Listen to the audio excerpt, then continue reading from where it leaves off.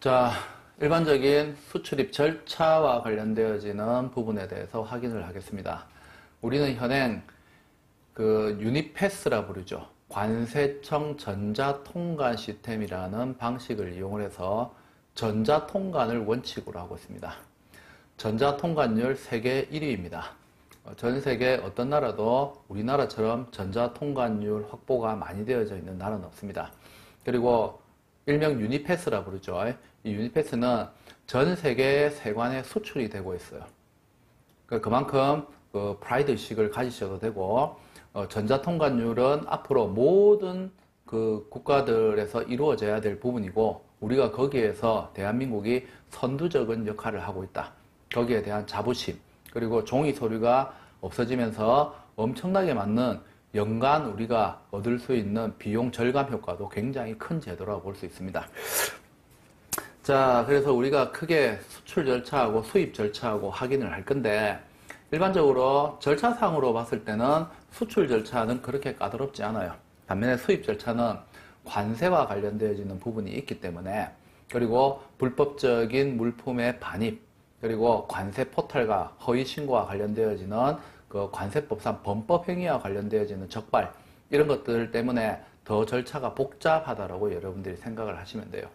그리고 상식적으로 우리가 수출을 할 것인지 수입을 할 것인지, 만약에 무역업을 하고자 한다라고 했을 경우, 물론 둘 다 처음에 사업자 등록될 때는 다 내는 게 좋죠. 근데 우리가 수입의 경우에는 복잡한 절차를 가지게 돼요. 그만큼 가지고 들어올 수 있는 사람들이 많이 없다라는 겁니다. 그래서 좀 더 많은 이익을 얻을 수는 있겠죠. 반면에 수출의 경우에는 절차상의 복잡함은 없습니다. 하지만 제품이 굉장히 뛰어나다라고 했을 경우에는 해외 시장 판로 개척에 대해서 걱정하시는 분들인데 전혀 걱정하실 필요가 없어요. 우수한 품질을 가지고 있는 제품이 있다라고 하면은 누구든지 서로 가지고 가려고 난리굿입니다. 단지 이제 그 경로를 모르기 때문에 고민을 해야 되겠죠. 근데 우리가 온라인 공동 사이트라는 곳이 있죠. 이마켓플레이스라 부르죠. 그런 이마켓플레이스에 여러분들이 수출하고자 하는 여러분들의 물품에 대한 내역서, 요즘은 이제 전자 카탈로그 만드는 기능까지 다 무료입니다. 그런 거 물론 유료도 있지만 무료 기능에 의해서 충분히 우리가 오더받고 하는 거는 문제가 없어요. 그래서 그런 데를 이용을 해서 우리가 전자 카탈로그 기능까지 활용을 해서 얼마든지 수출에 대한 활로는 뚫을 수가 있습니다. 오히려 이제 그런 부분을 모르니까 어떻게 수출하지, 내 물품을 어떻게 알리지 고민하는데, 그와 관련된 부분은 걱정할 필요 없어요. 그리고 해외 전시회 박람회들도 많이 있습니다. 그런 전시회 박람회에 참여하는 거, 그리고 이제 이런 일을 전담해주는 에이전시들도 상당히 많이 있어요.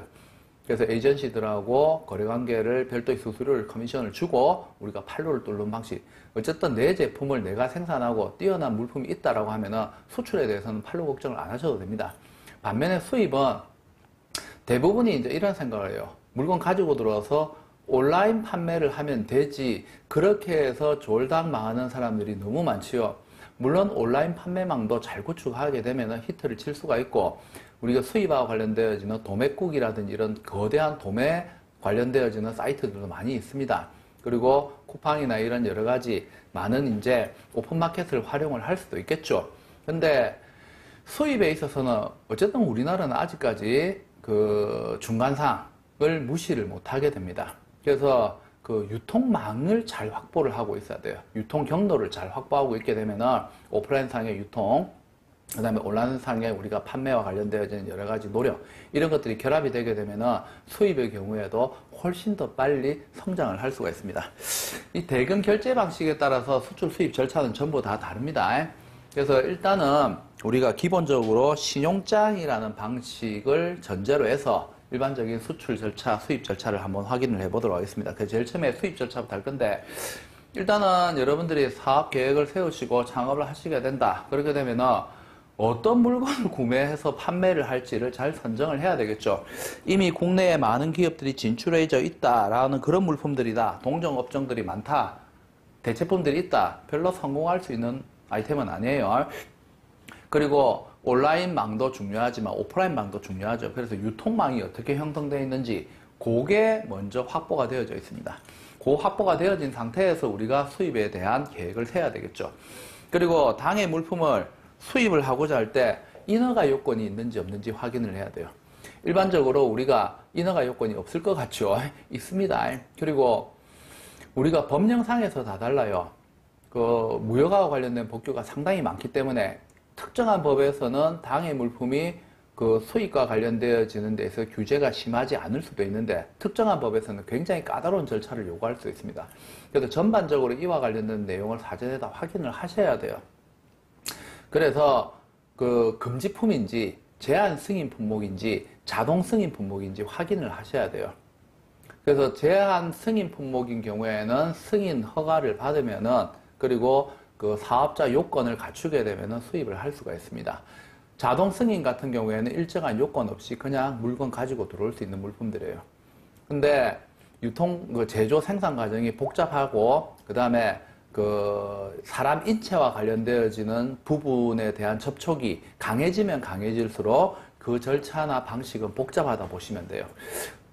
그래서 식품이나 화장품, 의약품 같은 경우에는 상당히 다루기 힘든 부분이라 보시면 됩니다. 그리고 표준 예정 통관 보고라는 제도도 있어요. 화장품 같은 거, 의료기기 같은 거 수입할 때는 일반적으로 우리가 행하는 통관 절차 말고 표준 예정 통관 보고라는 절차가 있습니다. 그런 일반적인 통관 절차도 이행을 하고 그 다음에 물품 가지고 들어왔을 때 검사도 받고 다시 통관 절차도 이행하고 굉장히 복잡하다고 볼 수 있어요. 그래서 내가 그 취급하고자 하는 이 수입 물품이 어떤 인허가 요건, 규제 요건이 있는지 확인을 해야 됩니다. 식품하고 관련되어진 부분도 굉장히 절차가 복잡해요. 그래서 사전에 기업이 식품 판매와 관련되어지는 인허가까지 다 받아놓은 상태에서 진행을 하셔야 됩니다. 그런 것도 진행하지 않은 상태에서 물건을 가지고 들어온다. 어떤 일 벌어지겠습니까? 그런 인허가 절차 기간 동안에 통관 보류 상태예요. 창고에 입고되는 순간부터 요금 팍팍팍팍 올라갑니다. 그래서 졸당 망할 수가 있습니다. 그렇기 때문에 사전에 이런 요건들 전부 다 확인을 하셔야 됩니다. 그래서 우리가 뭐가 필요하느냐? 당해 물품에 대한 고유한 물품 고유에 붙이는 넘버, HS 코드라는 게 있죠. 하모나이즈 시스템, 조화 제도라고 부르죠. 이 세상에 존재하는 모든 물품에 대해서 번호를 다 붙여놨어요. 그래서 우리가 유니패스를 통해서 이 번호를 검색을 하시게 되면은 당해 물품의 수입, 수출, 인허가 요건이 다 튀어나옵니다. 그리고 어떤 서류가 필요로 하고 어디서 우리가 허가를 받아야 되고 샘플은 몇 개 필요하고 이런 것까지 세부적인 정보까지 우리가 다 확인을 할 수가 있습니다. 상당히 우리 관세청 전자통관시대 잘 만들어놨어요. 그리고 세계 HS 코드 그 열람일에서 여러분이 구글 같은 데서 검색을 하시게 되면은 여러분들이 웬만큼 우리말로 입력을 해도 세계 HS 편남을 보시게 되면은 당해 물품의 HS 코드 검색할 수 있습니다. 그리고 그 검색 HS 코드 누르게 되면 번호 누르게 되면은 수입 요건, 그 다음에 수출 요건들 다 떠요. 그래서 사실은 워낙 우리 온라인이 잘 만들어져 있기 때문에 별도로 의뢰하거나 그 물어보지 않고도 기본적인 거는 다 해결할 수 있습니다. 그리고 대한민국의 모든 관공서 정말 친절합니다. 예, 특히 우리 수출 수입하고 관련되어지는 뭐 식약청이라든지 이런 데 전화해 보시면은 정말 친절하게 잘 가르쳐 줘요. 그래서 사전에 우리 수출 수입하고자 하는 화주들이 이와 관련되는 정보를 다 알고 있는 상태에서 진행을 하는 것이 그 무역을 하는 데 있어서 그 비용 절감에 큰 효과가 됩니다. 물론 전문가에게 의뢰하는 것들, 거래처 중에서 포워더나 이런 물류회사에 의뢰하는 것 상당히 좋을 수도 있어요. 근데 내가 취급하는 아이템에 대해서는 가장 많이 알고 있어야 되는 사람은 바로 사업주 본인입니다. 이제 그런 부분이 없다 보니까 업무 지연이 발생하게 되면은 거래처에 화를 낸다든지 신경질을 낸다든지 이렇게 하면서 그 관계도 악화가 될 수가 있겠죠. 웃는 얼굴에 침 못 뱉는다는 말이 있습니다. 그렇기 때문에 서로 그런 부분에 대해서 그 편의를 봐주고 업무를 효율성 높이기 위해서는 정작 물품을 수입하고자 하는 화주 본인이 모르고 있다면 그런 그 업무의 활성화는 일어날 수가 없어요. 그래서 본인이 제일 잘 알고 있어야 되죠. 그래서 별도로 다 검색을 할 수 있게 되어져 있습니다. 자, 그리고 처음부터 수입사항이 있었다면은 그 거래처를 이용하면 되지만 그게 없었을 경우에는 우리가 온라인 공동 사이트 이마켓플레이스, EC21, EC플라자는 대한민국 겁니다. 그런데 우리 대한민국 것보다는 여러분들이 오히려 해외 쇼핑몰로 알고 있는데 거대해진 알리바바라든지 아마존을 알고 있죠. 그 아마존이나 알리바바도 온라인 중개 사이트예요. 근데 워낙 우리는 해외 직구나 이런 데 일반적으로 되어 있다 보니까 B2C를 위해서 만들어진 게 아닌가라고 보는데 사실은 원래 B2B예요. B2B. 그래서 기업들이 대량 주문도 할 수가 있습니다. 그죠? 원래는 B2B로 만들어졌는데 우리가 이제 소비자 위주의 시장으로 바뀌게 되고 정보통신 기술이 발달되면서 전자상거래가 국제적으로 활성화되다 보니까 오히려 이제 요즘은 B2C 개념으로 많이 알고 있습니다. 그래서 B2B, B2C 다예요. 우리나라 2020이나 20프라자 상당히 역사가 오래됐습니다. 근데 요즘은 너무 이제 거대 공룡이죠. 알리바바가 아마존에 조금 밀리는 것 같아서 안타까운 수밖에 없어요. 근데 여기에도 우리가 상당히 많은 해외 상인들이 몰려가 있는 곳이에요. 그래서 물품 명세나 카탈로그 이런 거 잘 만들어서 올리게 되면은 그 이메일로 오퍼가 들어오게 됩니다. 그럼 그렇게 해서 조율을 하셔가지고 계약을 체결을 하면 되겠죠. 자, 그리고 이제 수입을 할 경우에는 이제 신용장 발행 의뢰 신청서를 작성해서 우리가 신용장을 발행하면 되죠. 그리고 요즘은 다 전산으로 다 발행을 합니다. 그래서 여러분들이 여러분 PC 앞에 앉아서 여러분 그 거래 은행에 접속을 하셔서 온라인상에서 신용장 발행 의뢰를 할 수가 있어요. 그렇게 해서 신용장을 발행을 하게 됩니다. 그리고 이제 그 신용장하고 관련되어지는 그 발행이 일어나게 되면은 이제 여러분들이 뭐 물품 도착 전에 그 선적 서류를 먼저 받게 되겠죠. 그렇게 해서 서류를 받게 되면은 신용장 대금 결제하고 그 다음에 통관과 관련되어지는 절차를 이행을 하면 됩니다. 그래서 이 서류들하고 관련되는 부분에서 우리가 알아야 될 거는 그 물품하고 서류는 이원적으로 일어난 그 절차가 발생한다라는 걸 알고 있어야 돼요.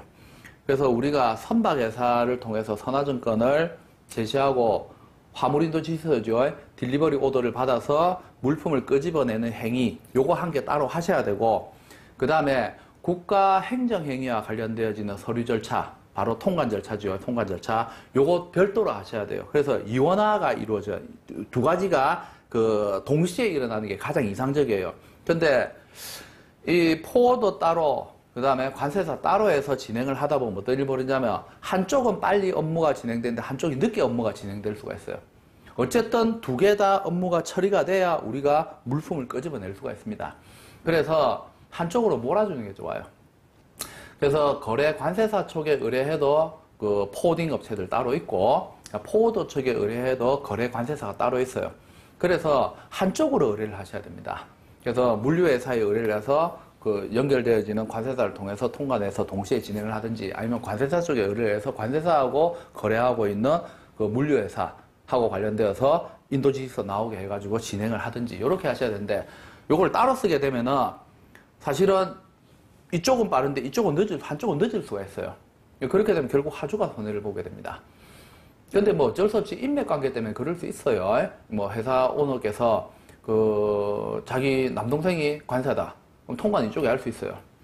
근데 또 자기랑 굉장히 친하고 이때까지 거래도 물류회사 따로 있으면 이쪽은 또 물류회사 또 따로 진행을. 물론 이렇게 조인을 해서 진행을 할 수 있지만 그렇게 되지 않을 수도 있기 때문에 그거는 이제 그 오너께서 판단을 하셔야 됩니다만은 여러분들 혹시 사업을 하시게 될 경우에는 어쨌든 한쪽으로 해서 같이 진행해서 그 신속하게 우리가 절차가 이루어져서 여러분들이 물품을 인수할 수 있는 방식을 채택하는 것이 올바르지 않을까라고 이제 저는 이제 권고사항을 이야기해 드리고 싶습니다. 자, 그래서 우리가 보통 이제 그 수입하고 관련되어지는 부분에 대해서는 일반적인 이런 절차를 거치게 되죠. 사실은 이제 거래처 발굴도 중요하지만 아이템 선정도 굉장히 중요해요. 그리고 이제 사전에 허가, 수출, 승인 대상인지 아닌지 확인을 하고 그리고 실제 세금 납부하고 우리가 여러 가지 물품 인수와 관련된 절차도 그 이행을 해서 물품을 조기에 인수할 수 있는 게 가장 이상적이라고 볼 수 있습니다. 자, 수출의 경우에도 가장 이상적인 것은 내가 물품을 제조, 생산해서 수출할 수 있다면 그것보다 좋은 방법은 없습니다. 하지만 그렇지 않을 경우에는 내가 에이전시, 대행무역, 위탁무역을 하는 경우도 있을 수 있고 과거에 우리가 흔히 얘기하는 이제 무역 거래상을 할 수도 있어요. 어쨌든 많은 국내에 거래처를 가지고 있는 것이 좋습니다. 그렇게 해서 다양한 종류의 물품을 취급하는 게 가장 이상적이라 볼 수 있겠죠. 특정 한 가지 품목만 한다 할지라도 한 개의 업체만 거래를 하게 되다 보면 물량 폭주라든지 이런 게 발생하게 되면은 계약은 체결했는데 물품 공급은 이루어지지 않고, 그렇게 되면은 계약 위반이라는 것이 발생이 될 가능성이 있습니다. 그래서 국내 거래처들도 여러 군데를 두는 게 좋겠죠. 제일 이상적인 것은 본인이 직접 제조 생산하는 게 가장 이상적이에요. 우리가 흔히 농담 삼아 이런 얘기 합니다. 모든 무역하는 사람들의 꿈에 대해서 얘기할 수 있어요. 가장 이상적인 꿈은 본인이 물품을 제조 생산해서 수출하는 거. 그게 결국 마지막에 가고 싶어요. 처음부터 제조 생산을 해서 수출 쪽에 뛰어드시는 분들도 있지만, 대행무역, 위탁무역을 전문으로 하시다가, 중개무역을 전문으로 하시다가 어느 정도 재원이 확보가 돼요. 그러면은 결국 마지막에 꿈꾸는 것은 제조업자예요. 여러분들 대한민국 글로벌 기업들 있죠? 삼성이라든지 LG. 단순하게 우리 대기업이라는 표현 쓰는데, 사실은 삼성이나 LG와 같은 기업들, SK나 이런 기업들은 우리가 그 대기업이라는 표현을 쓰면 안 됩니다. 그거보다 훨씬 더 규모가 커요. 글로벌 기업의 글로벌 기업. 우리 글로벌이라는 그 전 세계 지사를 두고 직접 FDI도 할 수 있고, 이런 그 거대한 규모를 가지고 있는 기업들, 우리가 글로벌 기업이라 부르죠. 그래서 이제 글로벌 기업이라는 표현이 오히려 더 맞지 않을까 싶어요. 이런 기업들도 사업자 등록상에 보면 전부 제조업입니다. 전부 제조업. LG도 제조업자고 삼성도 제조업이에요. 자기들이 스스로 물품을 제조 생산해서 자기 브랜드를 붙여서 전 세계에 진출을 하고 있습니다. 그래서 무역하는 사람들이 꿈꾸는 가장 마지막 이상향은 바로 제조업이에요. 제조업. 그래서 그렇지 않는 경우에는 거래선 확보가 중요하죠. 국내에 나에게 물품을 공급해 줄 수 있는 많은 거래처들이 필요합니다. 코로나와 관련되어서 지금 상당히 많은 그 우리나라 6개, 7개 업체들 그 코로나 키트, 그 검사 키트 같은 거 지금 현재 외국에 수출이 많이 되고 있습니다. 근데 직접적으로 할 수도 있지만 영세한 제조업체들이기 때문에 중간에 에이전시를 많이 끼워서 해요. 대리점들, 판매 독점 대리점들 많이 끼워서 이제 거래를 진행을 하다 보니까 너무 많은 업체들이 붙다 보니까 지금 가격 덤핑이라든지 이런 게 발생되고 시장 질서가 굉장히 혼란해지고 혼탁해지고 있습니다. 그래서 처음부터 이와 관련된 부분에 전문성을 가지고 있는 에이전시들이 제조업체하고 연결을 해서 거래를 진행하면 원만하게 진행될 건데, 지금 워낙 폭주를 하고 있다 보니까 상당히 많은 큰 마진을 얻기 위해서 서로 경쟁을 하다 보니까 엄청나게 많은 에이전시가 붙게 되고 해외 시장 자체가 거래가 붕괴가 되고 가격이 무너지고 있는 상황까지 가고 있어요, 지금. 너무 질 좋은 제품들이 있지만, 그래서 다른 국가에서 많이 필요로 하고 있지만 이 국내 제조 생산 기업들이 자기들이 중심을 못 잡다 보니까 그 무분별한 에이전시들이 난립이 되어서 지금 수출 전선에 굉장히 큰 타격을 입고 있습니다. 그래서 이 전문적인 부분과 관련되어지는 제품에 대해서 비전문적인 사람들이 단순하게 순간적인 마진 획득을 위해서 시장 교란을 일으키는 거, 이런 것들도 좀 근절이 돼야 되는데 상당히 좀 안타까운 부분이 아닐 수가 없어요. 자, 어쨌든 우리가 수출을 하고자 할 경우에는 내가 직접 제조 생산하는 경우가 아니라면은 많은 거래선을 확보하고 있어야 되고, 수출할 수 있는, 아무리 우리가 대한민국의 수출에 대한 규제가 없다 할지라도 수출할 수 없는 물품도 있어요. 또 수출하는 데에서 제약 요건도 있습니다. 이중용도 품목이라는 게 있어요. 일반적으로 우리가 일상 생활 필수품을 제조 생산하는 데 사용되지만 군사 무기를 제조 생산하는 데 사용되어지는 물품들도 있을 수 있어요. 이걸 이제 이중용도 물품이라고 불러요. 이중용도 물품은 이중용도 허가라는 걸 받아야 됩니다. 반드시 허가받은 물품만 나갈 수 있어요. 제일 대표적인 걸 말씀드리면, 여러분들 혹시 테니스라는 거 혹시 테니스라는 거 아세요? 테니스 이렇게 채 들고 이렇게 공 때리는 거, 운동하는 거 있는데, 그 테니스에 보면은 테니스 채 라켓 있죠? 그 라켓 제조하는 데 들어가는 그 물품, 플라스틱 같은 거 있잖아요. 여러분들 테니스 라켓 그거 딱딱한 거, 그거 이중용도 품목이에요. 그거 아무나 테니스 라켓 생산할 수 있는 거 아니에요. 왜냐하면 그게 왜 이중용도 품목이냐면 미사일 껍데기 만드는데 그거 들어갑니다. 미사일 껍데기 만드는데, 미사일 외관 껍데기 만드는데 그거 들어간단 말이에요. 군사 무기로 전락이 될 수 있어요. 그래서 불법적으로 제3국을 경유해서 전쟁 준비를 하고 있는 북한이라든지 이런 이제 무기 생산하는데 원자재로 들어갈 수 있기 때문에 이에 대해서는 굉장히 강력한 규제를 가지고 있어요. 이런 것들을 우리가 이중용도 품목이라 불러요. 생활 필수품을 사용하는데도 투입되지만 군사 무기를 사용. 그래서 대무역법상에 반드시 허가 대상입니다. 허가 대상. 아무나 못해요, 이거. 삼성에서 제조 생산하는 반도체들도 마찬가지예요. 여러 가지 무기물 만드는데 들어갈 수 있기 때문에 그래서 허가받은 업체만 할 수 있어요. 그리고 반드시 이거는 무기가 아니고 우리가 일상생활용품 만드는 데 들어간다라는 여러 가지 확인을 다 한 상태에서 해외 수출이 되어질 수가 있습니다. 자, 그리고 수출을 하고자 할 경우에는 역시 그 진출하고자 하는 국가에 있어서 여러 가지 상황, 그리고 그 동종, 업종, 그 자국 내에 유사한 물품, 대체품이 있는지 없는지 다 확인을 해야 되죠. 우리가 이것을 시장조사라 부르죠. 그리고 역시 수출에도 방금 얘기했듯이 허가나 승인이 있을 수 있습니다.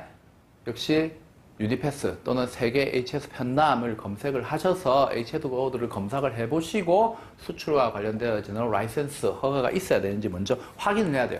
이게 다 확인된 상태에서 거래처를 선정해야 돼요. 거래처는 선정됐는데 나중에 알고 보니까 이런 인허가 요건을 못 받아서 수출 못하게 된다. 계약 위반, 큰일 납니다. 그렇기 때문에 이 모든 것들이 다 확인이 되고 크게 문제가 없다라고 하면은 이제 실제 수입자를 선정을 하고 거래 관계에 대해서 청약하고 승낙 과정을 거쳐서 에그리먼트에서 계약을 체결을 하셔야 됩니다. 그리고 신용장으로 거래할 때는 외국에서 내도한 신용장 그것을 받아보고 우리가 실제로 이제 물품에 대한 그 선적 준비를 이행하면 되죠. 그리고 상식적인데 신용장이 기업의 사소함, 우편으로 해서 여러분에게 그 사무실로 직접 배달되는 일은 때리찌기도 없습니다. 우편으로 신용장이 발행되는 경우가 있기는 한데 아주 드물게 있어요. 있기는 한데 그래도 반드시 은행을 거쳐서 전달이 되게 돼요. 그래서 뭐 그 특송을 해서 와가지고 그 신용장이 우편으로 전달된다든지 여러분들 회사 사서함에 신용장이 꽂혀져 있다든지 1000억만% 사기입니다. 예, 그거는 무조건 사기예요.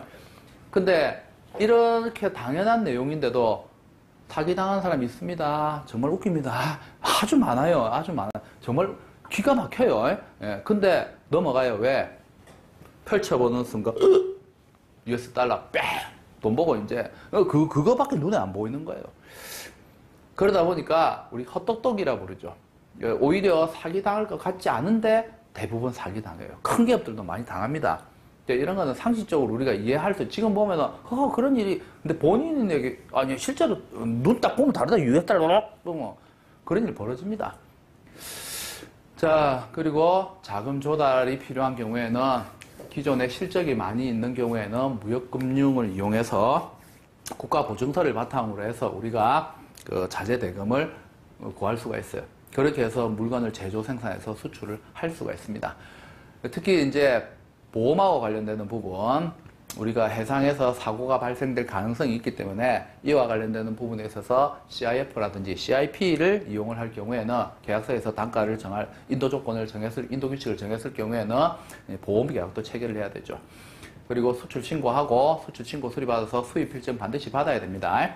자, 그렇게 해서 선적을 하고 우리가 그 신용장 경우에는 내고 매입을 통해서 대금 결제를 하고 수입 시 그 원자재를 사용해서 제조 생산해서 수출을 했으면은 수출에 제공받은 만큼 국가로부터 관세를 다시 환급받을 수가 있어요. 그래서 환급 신청을 해서 우리가 관세 환급을 받으면 됩니다. 자, 그리고 대금 결제 방식이 신용장만 있는 건 아니죠. TT라는 방식도 있고 뭐 특수 결제 방식으로 팩토링이라든지 포페이팅이라는 결제 방식, 그 다음에 무역 거래에서도 우리가 어음을 쓰죠. DP나 DA, 그리고 현금 결제 방식들도 있습니다. CAD라든지 COD라는 다양한 대금 결제 방식이 있어요. 그 다음에 한 번에 전부 다 선불 후불이 아니고 대부분의 경우에 금액이 좀 크다든지 이럴 경우에는 상호 그리고 초도 거래의 경우에는 신뢰성 확보를 위해서 분할해서 대금 결제하는 방식도 있죠. 그래서 50% TT 선불, 50% 후불 LC 결제 이렇게 해서 대금 결제하는 방식도 있고, 그 다음에 무역 거래 단계별로 해서 나누어서 대금 결제하는 방식도 있죠. 계약 체결하고 나면 3분의 1, 물품 선적에 대한 통지가 오면 3분의 1, 물품이 수입지에 도착하면은 나머지 대금 결제를 하는 방식. 이런 식으로 해서 무역은 전부 다 케이스 바이 케이스라 보시면 돼요. 그리고 이 무역 거래 방식에 따라서 수출입 통관과 관련되어지는 방식들도 영향을 받을 수밖에 없습니다. 그리고 나라별로 관세와 관련된 법규가 전부 다 다르기 때문에 우리나라에서 행해지는 절차대로 전 세계 모든 국가들이 동일하게 움직인다. 거의 비슷하지만 다른 경우도 있을 수 있습니다.